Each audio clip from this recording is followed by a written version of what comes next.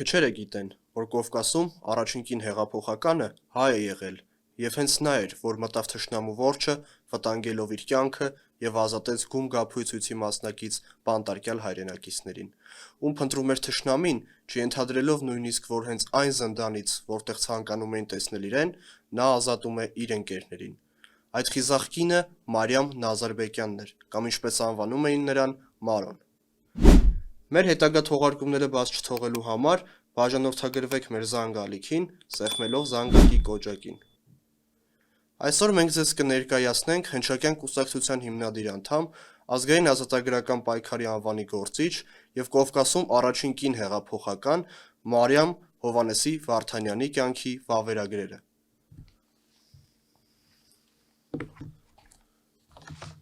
Մարոն ծնվել է 1864 թվականին Թիֆլիսում, ընդունվել, սովորել և ավարտել է տեղի իգական առաջին գիմնազիան։ Հասարակական քաղաքական գործունեությամբ զբաղվել է վաղ տարիքից, ակտիվորեն մասնակցելով աշակերտական գաղտնի խմբակներին։ Գիմնազիան ավարտելով փայլուն գիտելիքներով, 1 տարի զբաղվել ուսուցչությամբ, այնուհետև 1881 թվականին հակառակ հարազատների կամքին մեկնել Պետերբուրգ և ընդունվել Բեստուժավյան բարձրագույն կուրսերի կենսաբանության բաժանմունք։ Այն ժամանակներում չտեսնված և չլսված երևույթ էր, որ 17-ամյա հայ օրիորդը թողնի հայրական օջախը և առանց տղամարդու ուղեկցության մեկնի հեռավոր քաղաքներ։ Ժամանակի առաջադեմ գործիչ Գրիգոր Արծրունին իր տպագրած մշակ թերթում անդրադարձավ հայուհու այս խիզախ արարքին, խրախուսելով այն։ Պետերբուրգում Մարոն նույնպես ակտիվ գործունեություն ծավալեց, մասնակցելով ուսանողական ձախ խմբակներին և տարածելով հեղափոխական գրականություն։ Մարոն մեծ սեր ուներ նաև գեղարվեստական գրականության նկատմամբ, նա փայլուն գիտեր և արտասանում էր Ռափայել Պատկանյանի բանաստեղծությունները, նա նաև ռաֆու ռոմանտիզմի սիրահար էր, ծանոթ էր ռուս և եվրոպական գրականությանը։ Նա հատկապես ոգևորված էր Սոֆյա Պետրովայի օրինակով, աշխատել ժողովրդի մեջ, ժողովրդի համար, ահա այս կարգախոսով էր Մարոն շարժվում իր հետագա կյանքում։ Մարոն հաճախ էր լինում նաև Պետերբուրգի համալսարանում, որտեղ շատ հայ ուսանողներ էին ուսանում և որտեղ նա ծանոթացավ իր ապագա ամուսին և գաղափարակից Ավետիս Նազարբեկյանի հետ։ Պետերբուրգից Մարոն Ելենա Ստասովայի խորհրդով հեռացավ և մեկնեց Փարիզ, Ֆրանսիա։ Հենց այստեղ նրա կյանքը թևակոխեց մի նոր փուլ, և նա ընկավ իսկական հեղափոխական շրջապտույտի մեջ, ծանոթանալով աշխատանքի ազատագրում խմբակի ղեկավարների հետ։ Փարիզից Մարոն մեկնում է Շվեյցարիա և ընդունվում Ժնևի համալսարան։ Այստեղ նա ծանոթանում է ոչ միայն հայ երիտասարդ ուսանողության հետ, այլև ռուս հեղափոխականների հետ։ Եվ հենց այստեղ նրա ծանոթությունը Պլեխանովի և այլ վտարանդի հայտնի հեղափոխականների հետ բախտորոշ նշանակություն ունեցավ Մարոյի կյանքի համար։ Արևմտյան Հայաստանից ստացվող ողբերգական լուրերը Եվրոպայում սովորող առաջադեմ հայ երիտասարդությանը բերեցին այն եզրահանգման, որ բիրտ ուժին պետք է դիմակայել համախմբված ուժ։ Արևմուտքի բազմաթիվ խոստումները, կոնգրեսները և պարագրաֆները ոչինչ չտվին հայ ժողովրդին, սեփական ուժով պետք է ելնել թշնամու դեմ։ Եվ եթե պետք է այդ պայքարում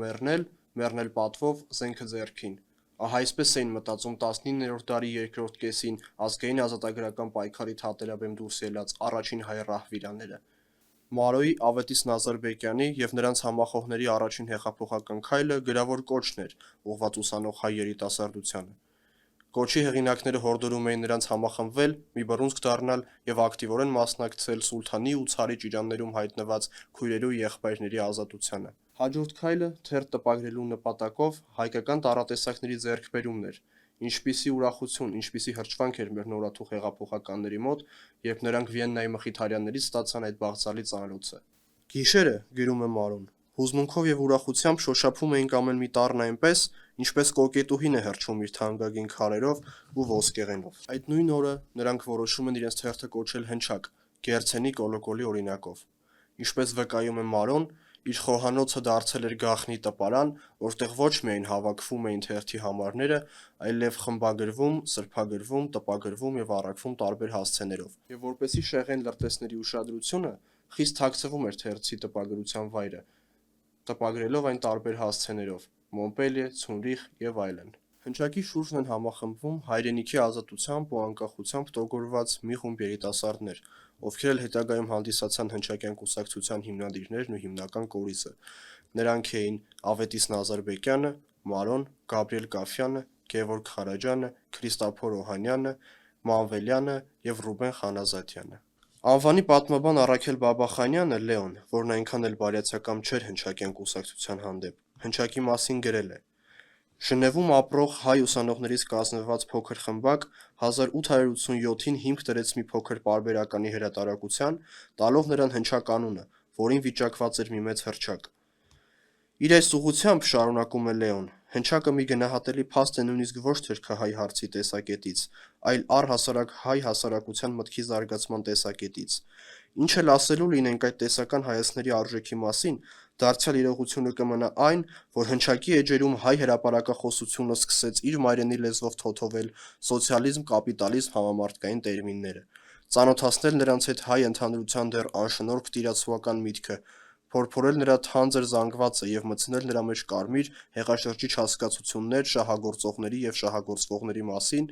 խարխլել կյանքի առեղծվածների պարզաբանությունը տնտեսական հիմքի վրա և այլն, և այլն։ Այս բոլորը շատ լավ էր, շատ նոր, շատ թարմ, և այս բոլորը անշուշտ անուրանալի ծառայություն էր, որ Ժնևում սահմանավորված շարժումը, որ անվանում ենք նրանց հենց այն գլխից հնչակյանություն, մատուցանում էր հայ ժողովրդական գործին դրական, շինարար մի ծառայություն։ Իսկ հնչակյան կուսակցության պատմությանն լավատեղյակ Արսեն Կիտուրը այս մասին գրել է.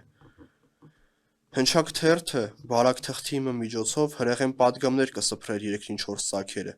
հնչակը կքարոզեր Խրիմյան հայրիկին մեկ գեղեցիկ պատգամը, թղթե շերեփին փոխարեն վերցնել երկաթե շերեփը։ Իսկ թե հետագայում ինչ գործունեություն ծավալեց Մարուն և ինչպես Օսմանյան բանտից ազատեց իր ընկերներին, կպատմենք ձեզ մեր հաջորդ թողարկմանը։ Հաջողություն։